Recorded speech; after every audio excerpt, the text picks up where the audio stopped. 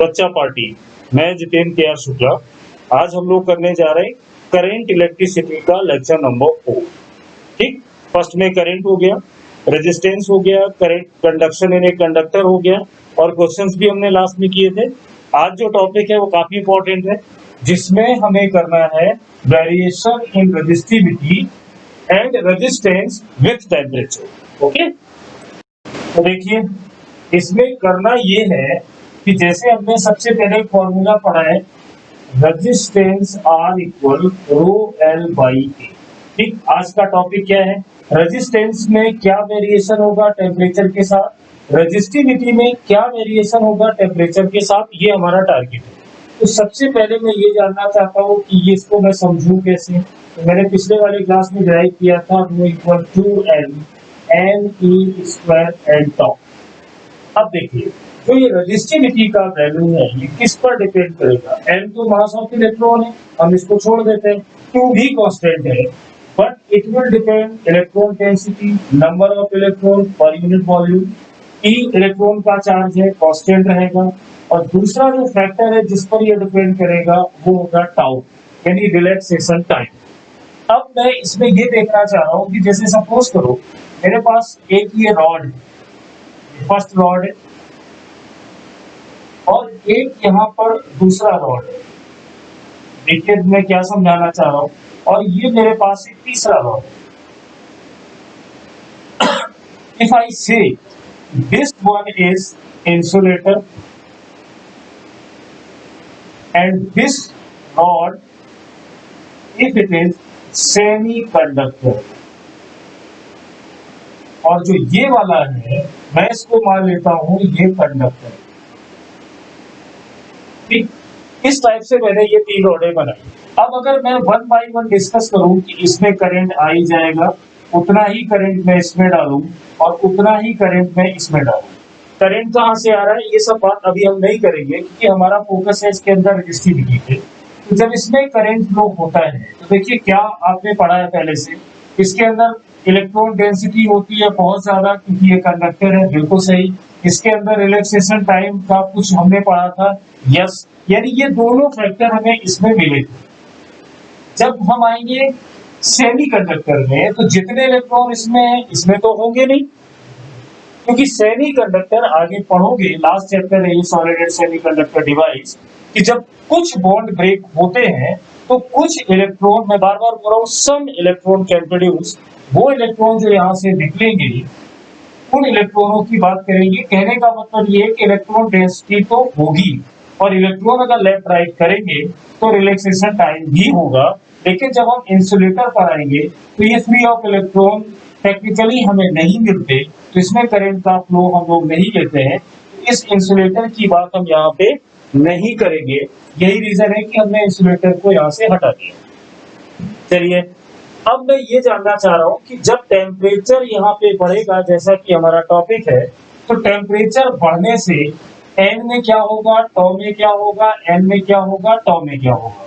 तो यहाँ पर देखिए, जैसे मान लो मैंने यहाँ पे एक टेबल सा बनाया और इधर मैं लिख रहा हूँ कि यहाँ जो भी बात मैं करूंगा वो सेमी कंडक्टर के लिए होगी, और इस साइड में हम लोग जो डिस्कस करेंगे वो होगी कंडक्टर की। ठीक, तो मेरा पहला टारगेट है कि अगर टेम्परेचर बढ़ता है तो इलेक्ट्रॉन डेंसिटी का क्या होगा। जैसा कि मैंने बोला सेमीकंडक्टर में बॉन्ड ब्रेक होते हैं तो n बढ़ता है, जब आप टेम्परेचर बढ़ाओगे तो ज्यादा बॉन्ड ब्रेक होंगे। कहने का मतलब अगर टेम्परेचर बढ़ेगा तो इलेक्ट्रॉन डेंसिटी बढ़ेगी। अब मैं यही चीज जरा इसमें देखना चाहता हूँ, कंडक्टर में जो इलेक्ट्रॉन डेंसिटी है अगर तुम टेम्परेचर बढ़ाओगे तो क्या होगा, कंडक्टर में पहले से ही मोर देन सफिशिएंट इलेक्ट्रॉन है, यानी यहाँ प्रैक्टिकली ये माना जाता है कि अगर कंडक्टर में आप टेम्परेचर बढ़ाओगे तो इलेक्ट्रॉन डेंसिटी पर कोई फर्क नहीं पड़ेगा। यानी अगर इलेक्ट्रॉन, ये जो टेम्परेचर है, if temperature is going to increase then there will be no change in the electron density, or you can say it will remain constant। तो ये दोनों का एक मेजर डिफरेंस याद रखना है। नंबर 2, अब मैं जानना चाहता हूँ रिलैक्सेशन टाइम।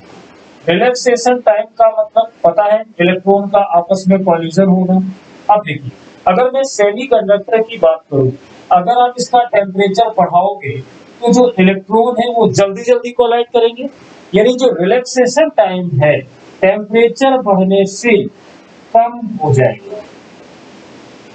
इसमें सेमीकंडक्टर में अगर यही थॉट मैं इधर लेकर आऊं कि कंडक्टर में क्या होगा, मान लीजिए मैंने टेम्परेचर बढ़ा दिया, ये एरो इंडिकेट कर रहा है इंक्रीज, तो रिलैक्सेशन टाइम क्या होगा, इसमें भी कॉलिजन जल्दी जल्दी होंगे।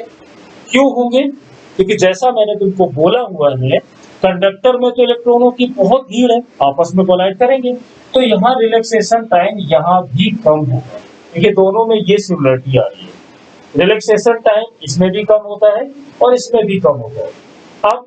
अब मैं फाइनली बात करना चाह रहा हूँ रजिस्टिविटी का टेम्परेचर के साथ क्या रिलेशन होगा, रजिस्टिविटी का टेम्परेचर के साथ क्या रिलेशन होगा। देखिए सेमीकंडक्टर में बात करिए, अगर इलेक्ट्रॉन डेंसिटी कम होगी तो रजिस्टिविटी बढ़ेगी, और अगर इलेक्ट्रॉन डेंसिटी बढ़ेगी तो रजिस्टिविटी कम होगी।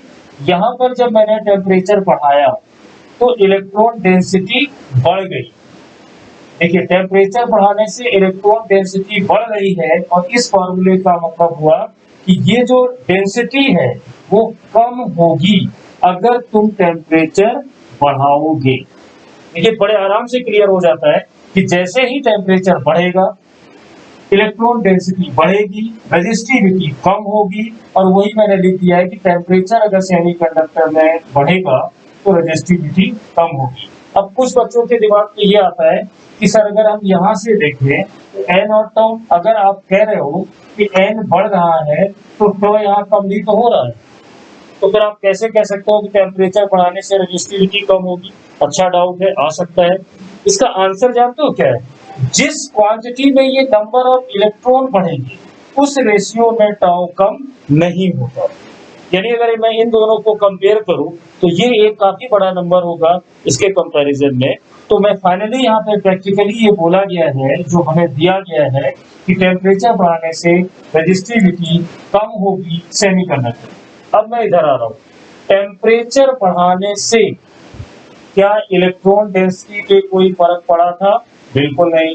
टेम्परेचर बढ़ाने से रिलैक्सेशन टाइम कम हुआ था? यस। अब देखिए इसमें जब तुम बातें करोगे तो ऐसे सोचोगे कि रजिस्टिविटी में एम तो पहले से ही कांस्टेंट था, एन कंडक्टर के लिए कांस्टेंट हो गया, ई कांस्टेंट होता ही है, तो बचा कौन?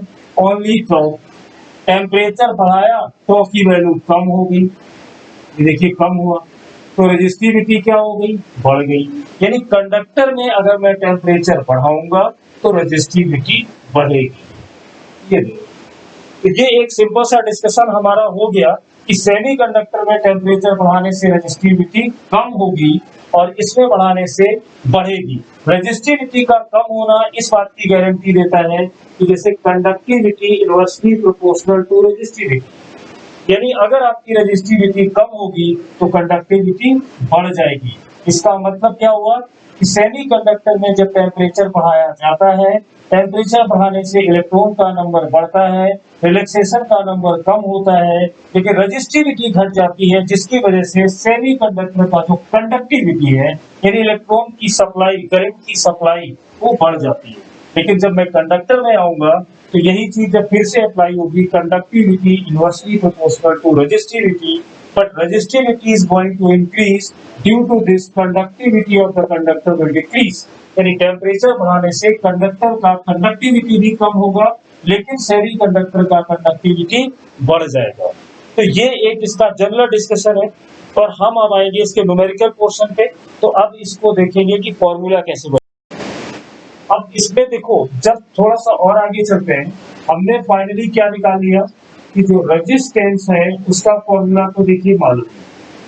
अब ये जो रजिस्टिविटी है ये रेजिस्टेंस के साथ भी है। अगर रजिस्टिविटी बढ़ेगी तो रेजिस्टेंस भी बढ़ेगा। तो अगर मैं पूछूं कि टेम्परेचर बढ़ाने से, टेम्परेचर बढ़ रहा है तो रेजिस्टेंस का क्या होगा, तो सबसे पहले आपको ये पूछना होगा, क्वेश्चन में ये ढूंढना होगा कि वो कंडक्टर है या वो सेमी कंडक्टर है। अगर मैं बोलता हूं कि रेजिस्टेंस बढ़ेगा तो इसका मतलब ये हुआ कि बात किसकी हो रही है? कंडक्टर की। अब अगर मैं फिर बोलूं कि रेजिस्टेंस और टेम्परेचर, टेम्परेचर अगर बढ़ता है, रेजिस्टेंस कम होता है, तो बात किसकी हो रही है? तो आंसर होगा सेमीकंडक्टर। ऐसे। अब प्रॉब्लम है इसके फॉर्मूले तक जाने की।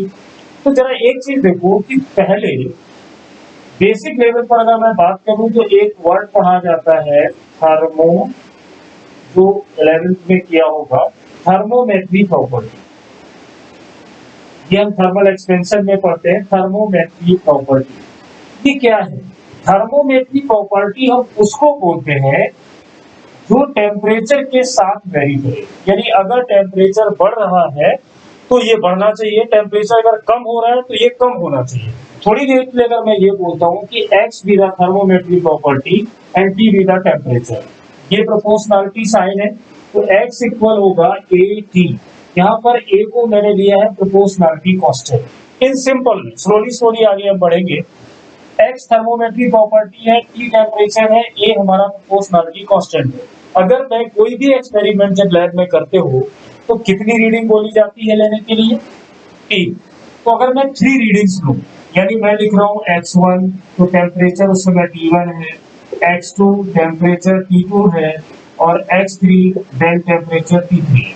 अगर ये मेरा इक्वेशन 1 है, ये 2 है, ये 3 है, अगर मैं थर्ड इक्वेशन से 1 को माइनस करूं और डिवाइड करूं सेकंड से 1 को माइनस करके, तो देखिए क्या बनेगा?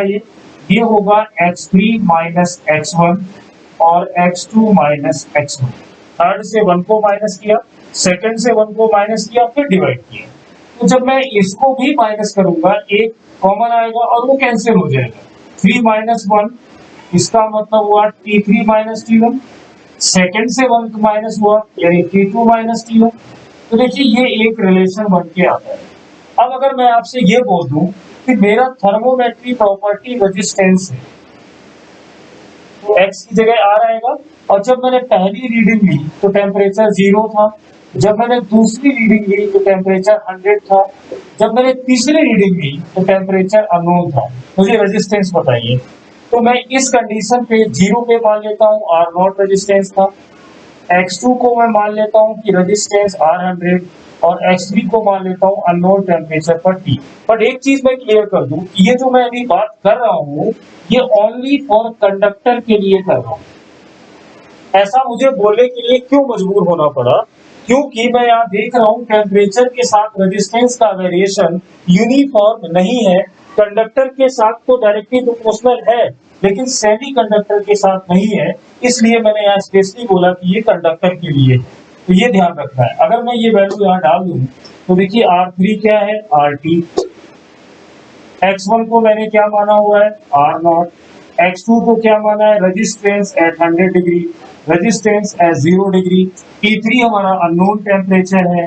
T1 को मैंने 0 माना हुआ है, T2 को मैंने 100 लिया हुआ है -0। तो अगर मैं इस टेम्परेचर को निकालना चाहूँ जो मैंने स्मॉल t से लिखा है, तो वो वैल्यू कितने आसानी से आ जाती है? Resistance at t degree, resistance at 0 degree, R100 ये सॉरी नॉट इनटू 100। ये फॉर्मूला हमें टेम्परेचर को दे देता है। कई बार अगर यहाँ पे प्रेशर टेम्परेचर के साथ पढ़े तो यहाँ T3 minus T1, T2 minus T1, यानी कोई भी चीज जो टेम्परेचर के साथ यूनिफॉर्म वेरी कर रही है यूनिफॉर्मली। देखिए यहाँ पर अगर स्ट्रेट लाइन इक्वेशन से कंपेयर करोगे तो प्लस C 0 नहीं है, मतलब ओरिजिन से ही वेरिएशन हो रहा है। तो उसके लिए मैंने ये बताया। पर यहाँ पे प्रॉब्लम क्या है? यहाँ प्रॉब्लम ये है कि इस फॉर्मूले को यूज तो हम कर सकते हैं बट कंडक्टर के लिए, पर मेरे पास एक सेमी कंडक्टर भी है, तो अब उसके लिए क्या करें? वहां पे देखिए साइंटिस्टों ने इसको कैसे सोचा। और ये ध्यान रखना है इस चैप्टर में बहुत सारे फैक्ट हैं जो एजम्पशंस बनाया गया था, जो मैंने शुरुआत में ही तुम लोगों को बता दिया था किस एजम्पशन से करंट इलेक्ट्रिसिटी को पढ़ा जाता है। और कोई बच्चा अगर इसको फर्स्ट टाइम देख रहा है तो लेक्चर नंबर 3 को जरूर देखे, 2 को, जिसमें मैंने ये पूरा समझाया है कि कैसे होता है। तो चलिए अब थोड़ा आगे सोचते हैं। मैं बात करना चाह रहा हूँ सीधा रजिस्ट्रिविटी। तो जैसे ये रिलेशन बन के आया उस समय ये बोला गया, ध्यान से सुनना, कि जो रजिस्टिविटी में चेंज होगा वो प्रोपोर्शनल होता है रजिस्टिविटी इनटू टेम्परेचर डिफरेंस। अब इसका मतलब क्या है, ध्यान से सुनना, ये है प्रोपोर्शनल का साइन। मतलब रजिस्टिविटी में जो भी चेंजेस होंगे वो डिपेंड करेंगे कि जिस समय से, जिस टेम्परेचर से, मान लो T पहले 0 डिग्री था, मान लो इमेजिन करो थोड़ी देर के लिए, और अब उसका T2 टेम्परेचर 3 डिग्री सेंटीग्रेड हो गया, तो ये मैं फिर रिपीट कर रहा हूं, ये जो चेंज है रजिस्टिविटी का, ये किस बात के प्रोपोर्शनल होता है कि जो जिस टेम्परेचर से तुमने मेजरमेंट स्टार्ट किया वो टेम्परेचर उस समय कितना था, 0, 10, 15, 50, 60, कुछ भी जो था उस समय की रजिस्टिविटी क्या है वो यहाँ पे लिखो, और फिर जो तुम्हारा टेम्परेचर डिफरेंस है उसके साथ मल्टीप्लाई करो तो चेंज आ जाएगा। मतलब जो चेंज इन रजिस्टिविटी होगा वो फाइनल टेम्परेचर पर डिपेंड करेगा।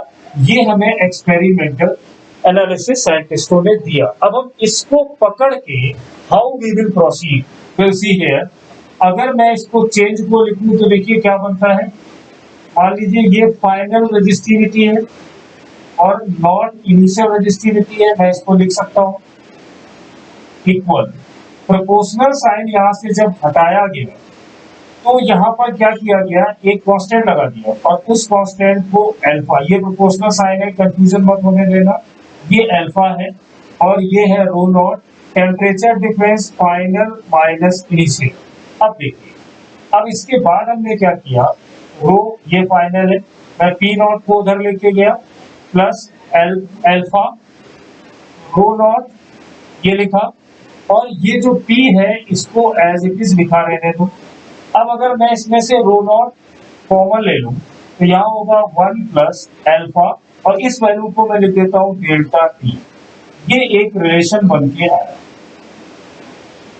यहां तक आया। इसमें हमें सिर्फ ये समझ में आ रहा है ये वो रजिस्टिविटी है जो टेम्परेचर चेंज होने के बाद फाइनली मिलेगी, ये वो रजिस्टिविटी है जहां से हमने चेंज काउंट करना स्टार्ट किया। और अल्फा क्या होता है, अल्फा को बोलते हैं coefficient of thermal resistance, coefficient of thermal resistance. इस फॉर्मूले का यूज हम न्यूमेरिकल्स में करेंगे, और ये डिस्कशन अभी पूरा नहीं हुआ है। क्यों, मैं बता रहा हूं। यहां पर एक चीज मैं और बता दूं कि ये जो अल्फा है ये अभी हमें डिसाइड करना है कि कंडक्टर के लिए कैसा होगा और सेमी कंडक्टर के लिए कैसा होगा, ये बात अभी ये फॉर्मूला नहीं बता रहा है। ये फॉर्मूले से हमें पूरी नॉलेज क्यों नहीं आ पाएगी, इसलिए नहीं आ पाएगी कि चेंज के बेस पे हमने मैथमेटिकल तो डिसाइड कर लिया, पर क्वेश्चन फिर वही कि ये कंडक्टर के लिए वैलिड है या ये सेमी कंडक्टर के लिए वैलिड है, ये चीज अभी क्लियर नहीं हुई है। तो वो जैसे हम आगे बढ़ेंगे वो होगी। तो चलो यहाँ तक तो हम आ गए।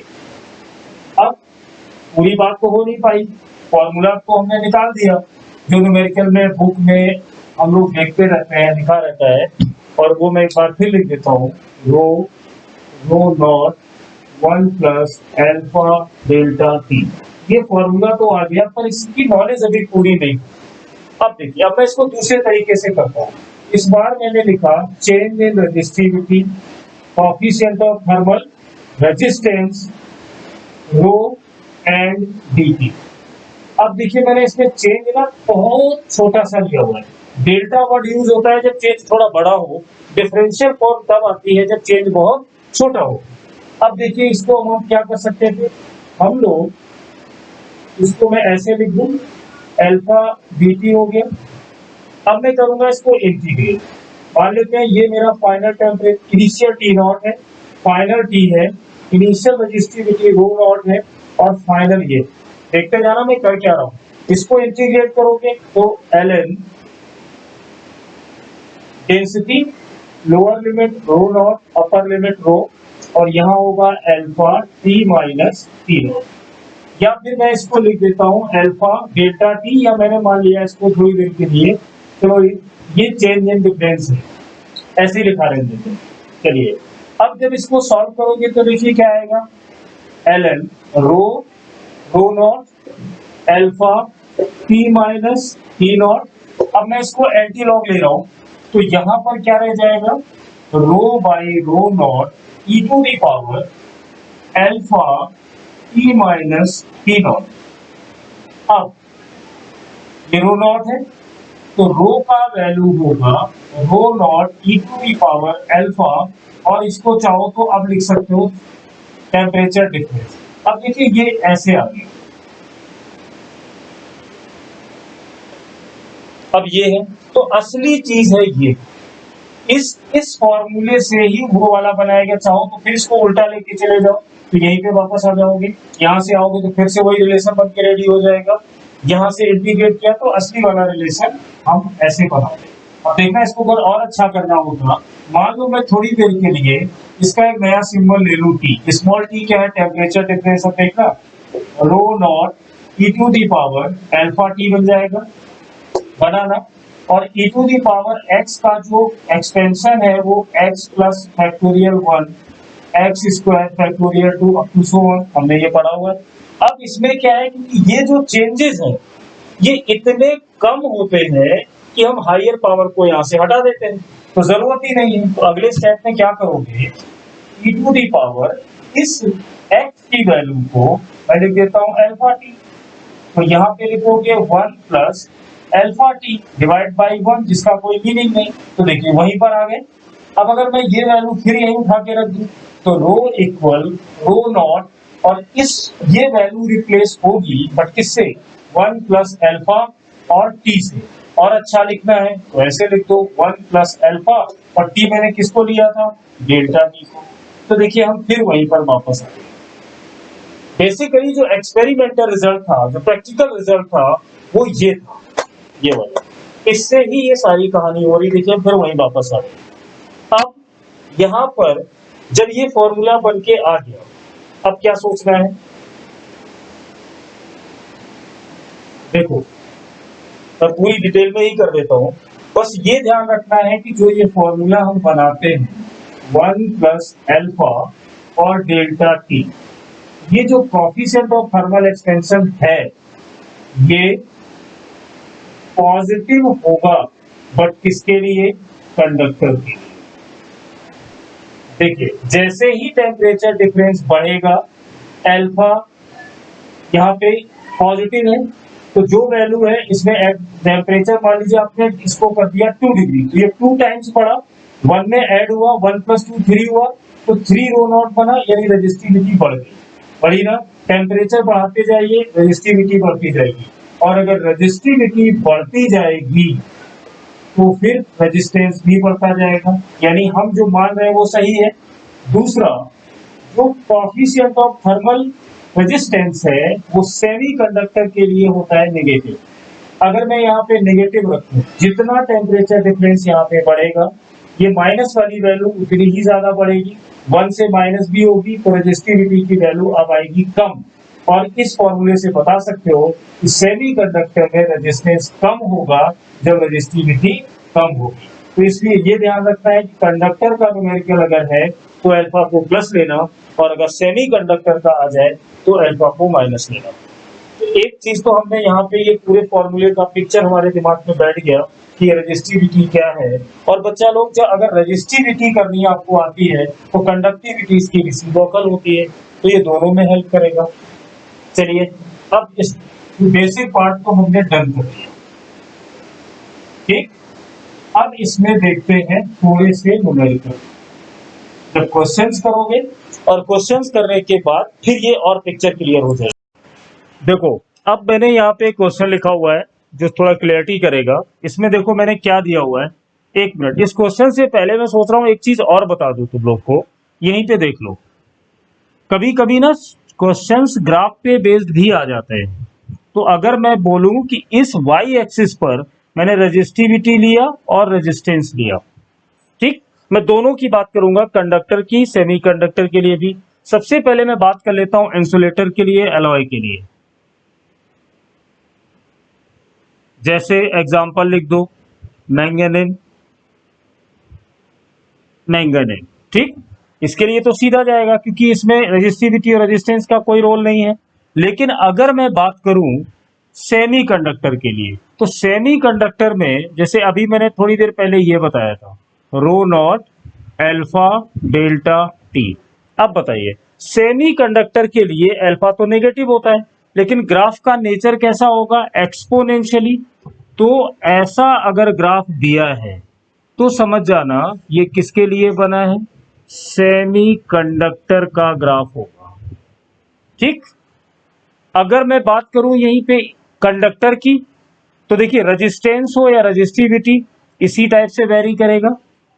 क्यों करेगा? क्योंकि जब रेजिस्टिविटी एक्सपोनेंशियली वेरी कर रही है तो रेजिस्टेंस भी तो उसी के साथ चलेगा, तो वो रेजिस्टेंस का भी ग्राफ ऐसा ही होगा। अब अगर इसमें ये पूछा जाए कंडक्टर का बनाइए, तो देखो कंडक्टर के लिए अल्फा होता है पॉजिटिव, तो यही वाला ग्राफ अब कैसे जाएगा? ऐसे चला जाएगा, एक्सपोनेंशियल ही होगा, और पॉजिटिव होने की वजह से ये ऊपर है, तो ये कंडक्टर है। तो ये भी एक ध्यान रखना, रजिस्टिविटी हो या रेजिस्टेंस, और किसके साथ मैंने ये ग्राफ का वेरिएशन दिखाया है? टेम्परेचर के साथ। तो ये एक छोटी सी चीज है, इसको भी माइंड में रखना। अब आते हैं अपनी असली चीज पे। ये जो एग्जांपल मैंने दिया है, देखो इसमें क्या क्या है। एक कॉइल है और इस कॉइल में एक फिक्स पोटेंशियल, मैंने कांस्टेंट क्यों लिखा हुआ है? पूरे क्वेश्चन में ये पोटेंशियल चेंज नहीं होगा, ये दिमाग में रखना है। करंट 10 एम्पियर इस कॉइल में जा रही है। जब ये अरेंजमेंट शुरू हुआ, when current was 10 ampere, potential was 200 voltage and that time temperature was 15 degree centigrade. So this is the first part of the question. Number 2, what will be the temperature of the coil when the current has fallen 9 ampere? क्या temperature होगा जब current 10 से 9 हो जाएगी और coefficient of thermal resistance 1/234 पर degree centigrade हमें दिया हुआ है। अब देखिए इसको हम कैसे करेंगे। सबसे पहले इसी स्टेज पर अगर मैं पूछता कि मुझे रेजिस्टेंस बताओ when temperature was 15 degree centigrade, तो ओम्स लॉ से आप बोलते हैं पोटेंशियल डिफरेंस अपॉन आई, क्योंकि V इक्वल होता है आई आर। V का वैल्यू है 200, I का वैल्यू है 10, तो ये आ गया 20 ओम। 20 ओम रेजिस्टेंस कब है? जब टेम्परेचर कितना है? 15 डिग्री। इसी टाइप से अब मैं मान रहा हूं अननोन टेम्परेचर जो मुझे निकालना है, बट पोटेंशियल तो सेम रहेगा, ये तो मैंने पहले ही बोला हुआ है। तो यहां लिखेंगे 200। उस टाइम पर करंट क्या होगी जब टेम्परेचर बताना है? तो देखो ये दी गई है 9 एम्पियर, तो यानी जो रेजिस्टेंस आएगा अननोन टेम्परेचर पर 9 एम्पियर करंट होने पे वो इतना आएगा। अब बच्चे यहीं पे गलती कर जाते हैं इसी V अपॉन आई, और बोलेंगे क्या गलती करते हैं? देखो पोटेंशियल कांस्टेंट है, R इनवर्सली प्रोपोर्शनल I होगा यहां से, तो I यहाँ पे I1 upon I2, R1 upon R2। और फिर कुछ बच्चे ऐसे सोचते हैं, देखना गलती क्या करते हैं वो सुनना पहले, फिर मैं सही बताऊंगा। V अपॉन I, वो सोचेंगे अरे यार ये तो बहुत आसान है, V कांस्टेंट है, रेजिस्टेंस कंडक्टर के लिए टेम्परेचर के प्रोपोर्शनल होता है, तो टेम्परेचर I के साथ आ जाएगा, तो हम T1 अपॉन T2 और I2 अपॉन I1 कर लेंगे। T1 हमें निकालना है, T2 हमें दिया हुआ है कितना? यहाँ पे T1 दिया है 15 डिग्री, T2 निकालना है, I2 की वैल्यू 9 एम्पियर है, I1 की वैल्यू 10 एम्पियर है। सॉल्व करो, हो जाएगा? नहीं हो जाएगा। ये गलती मत करना, बहुत सारे बच्चे करते हैं फिर डाउट पूछते हैं। तो ऐसे नहीं जाना है, क्योंकि रेजिस्टेंस का वेरिएशन ऐसे यूनिफॉर्मली नहीं है। अभी तुमने ग्राफ देखा ना, एक्सपोनेंशियली था, ऐसे कैसे कर लोगे? तो इसका तरीका क्या है? हमने ये अभी थोड़ी देर पहले रिलेशन डेवलप किया 1 प्लस अल्फा डेल्टा टी। अब इसी बेस पर जो फॉर्मूला होता है रो एल बाई ए, तो अगर मैं यहाँ रो का वैल्यू लिखूं तो क्या होगा? R A by L. अगर इस फॉर्मूले में यहाँ पे रो की वैल्यू मैं रख दूं रो की जगह, तो देखिए यहाँ क्या होगा? R T A by L. यहाँ क्या हुआ? यहाँ हो जाएगा R naught A by L और 1 plus alpha into delta T A by L, A by cancel, तो R T equal R not 1 plus alpha delta T. ये रिलेशन आ गया बिल्कुल इसी की तरह। लेकिन ये क्वेश्चन तो एक बहाना है, मुझे कुछ और भी समझाना है, वो ध्यान रखो। यहां से इस ट्रिक के साथ हम यहां तो आ गए, पर एक डाउट बच्चों के माइंड में और आ सकता है, वो क्या? कि सर जब टेम्परेचर बढ़ेगा तो क्या लेंथ नहीं बढ़ेगी? बिल्कुल बढ़ेगी। क्या एरिया नहीं बढ़ेगा? बिल्कुल बढ़ेगा। तो आपने दोनों तरफ इक्वल करके काट कैसे दिया? ध्यान से सुनना, ये जो रिलेशन मैंने बनाया ऐसा क्यों? जब हम दो टाइप के ये कॉफिशिएंट पढ़ते हैं, एक कॉफिशिएंट हमने पढ़ा है 11th में L not 1 plus alpha delta T, right? ये था कॉफिशिएंट ऑफ लीनियर एक्सपेंशन। कौन सा? Coefficient of linear expansion. ठीक। अब ये जो लीनियर एक्सपेंशन है, एक कॉफिशिएंट हम और पढ़ रहे हैं, और वो कौन सा है? थर्मल रेजिस्टेंस वाला। तो ये ध्यान रखना है कि जब इन दोनों को कंपेयर करोगे तो ये वाली जो वैल्यू है थर्मल वाली, ये इससे कहीं ज्यादा है। जब 11th में न्यूमेरिकल सॉल्व कर रहे थे तो देखा था ये वैल्यू 0.000 करके आ रही थी। कहने का मतलब पूरी स्टोरी इसलिए मैंने ये बताई कि ये वैल्यू कम है, ये वैल्यू बहुत ज्यादा है इसके कंपैरिजन में। इसका मतलब ये हुआ कि जब तुम इन सारी चीजों का चेंजेस निकालोगे तो इस लीनियर एक्सपेंशन की वजह से जो एरिया और लेंथ में चेंज मैंने दोनों तरफ कैंसिल कर दिया, वो इतना कम होगा कि हम उसको इग्नोर कर देते हैं। और इस चैप्टर में ये स्पेशल चीज है कि सारे एजम्पशंस और डेटा अवेलेबल है, जैसा दिया है हमें वैसा ही पढ़ना है। तो यहाँ आर टी का वैल्यू बना R not 1 plus alpha delta T. तो ये फॉर्मूला हम रेजिस्टेंस में लगा सकते हैं। अब देखिए, क्या आर टी की वैल्यू है आपके पास? यस, ये दी गई। कितनी है वो? 200/9। क्या आर नॉट का वैल्यू है? आर नॉट मैंने क्या समझाया था? जिस टाइम से कैलकुलेशन स्टार्ट होगी वो वैल्यू ये होगी, 10 से 15 से 0 से जहां से भी हो। तो जब ये क्वेश्चन स्टार्ट हुआ, मेजरमेंट स्टार्ट हुआ, उस समय टेम्परेचर कितना है? 15, रेजिस्टेंस कितना है? 20। तो आर नॉट की वैल्यू यहाँ लोगे 20 प्लस एल्फा का वैल्यू मालूम है?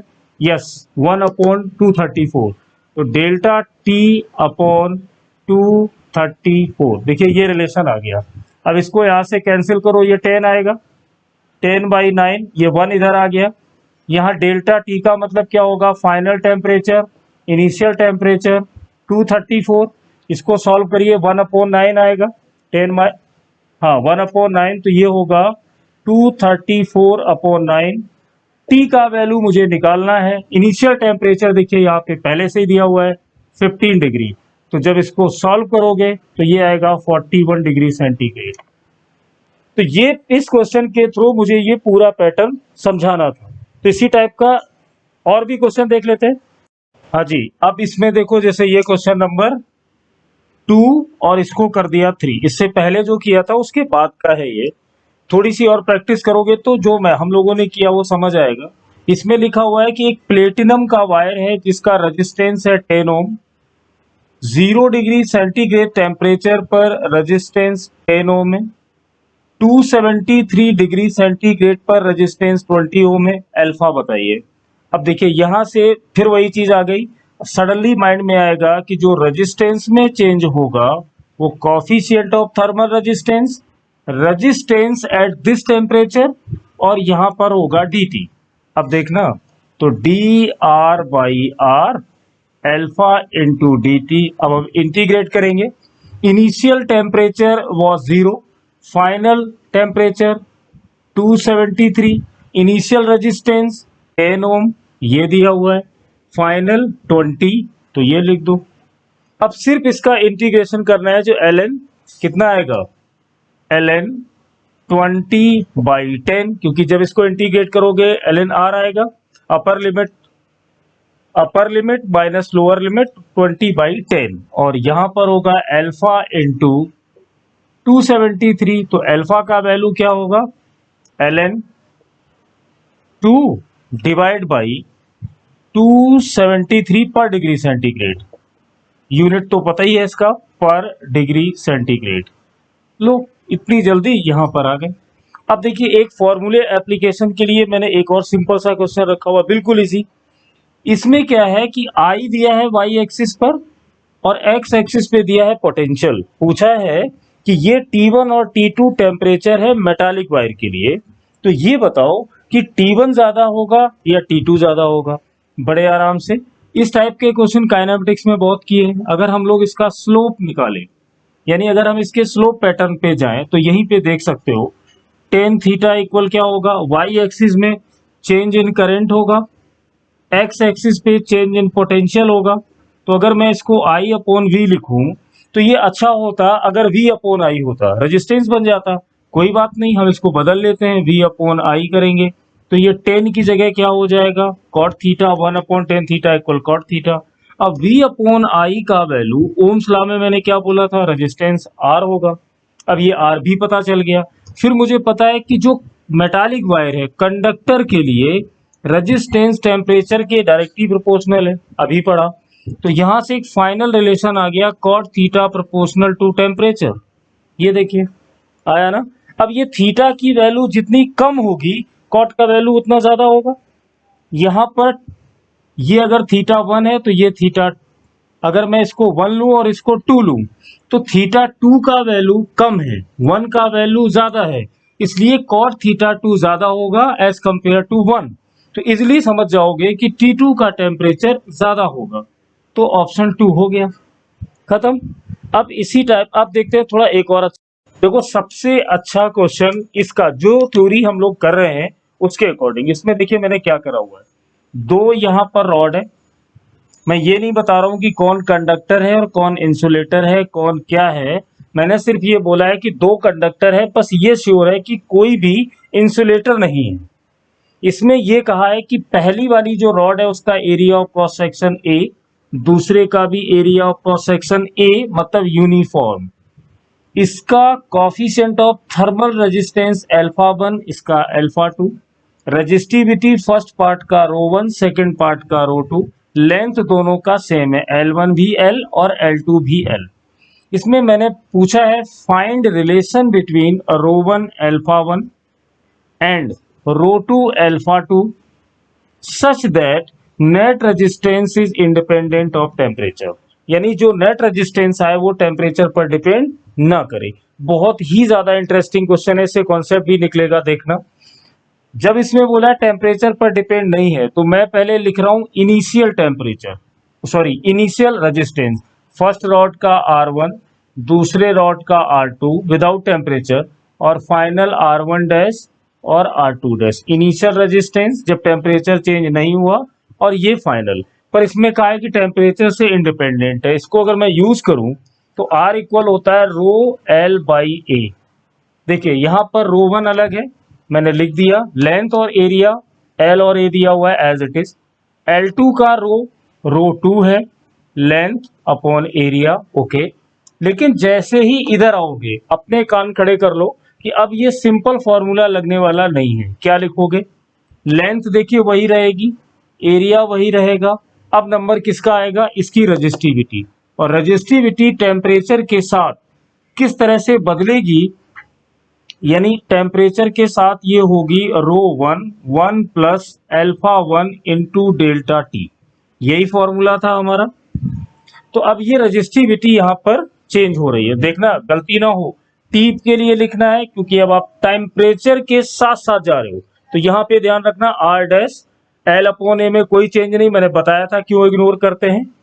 रो 1 था ये, तो रो 1 कब के लिए था, जब टेम्परेचर से, जिस टेम्परेचर से तुमने इसका मेजरमेंट स्टार्ट किया है निकालना, उस टेम्परेचर पर रजिस्टिविटी रो 1 है, और मुझे वही लिखनी है।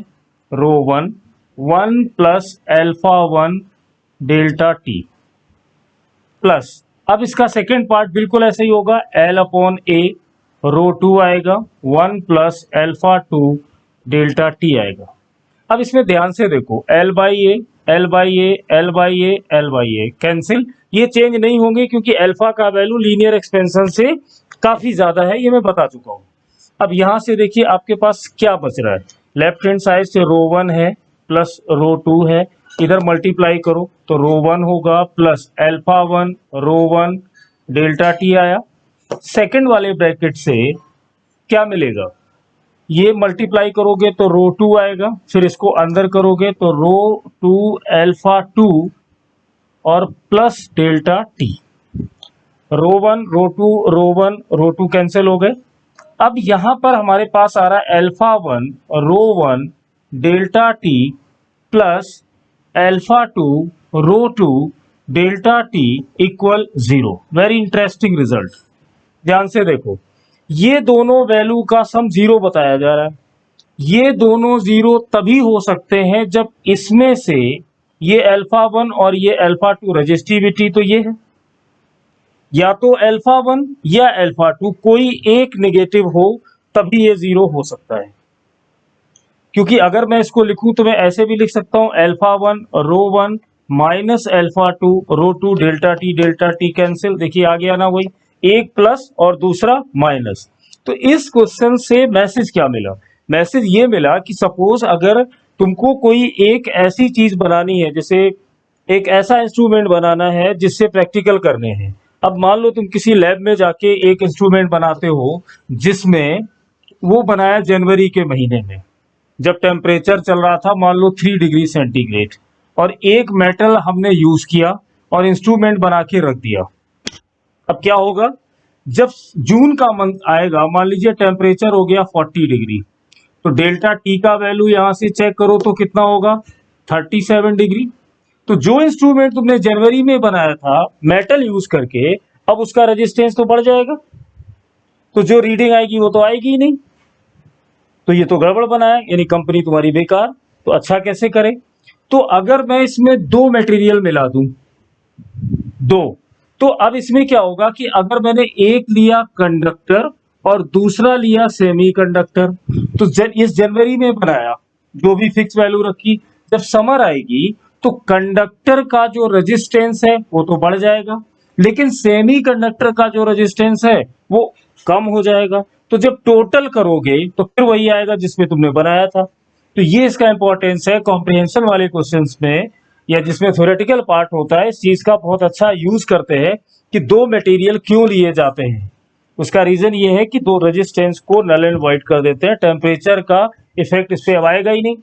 जनवरी में भी वही वैल्यू, समर में भी वही वैल्यू, तो ये वैल्यू ऐसे ही बनती रहेगी। ठीक है, अब इसमें एक क्वेश्चन और देख लो जो हमारे प्रीवियस लेक्चर जो हमने किए थे उससे रिलेटेड, और उसके बाद फिर आगे चलते हैं।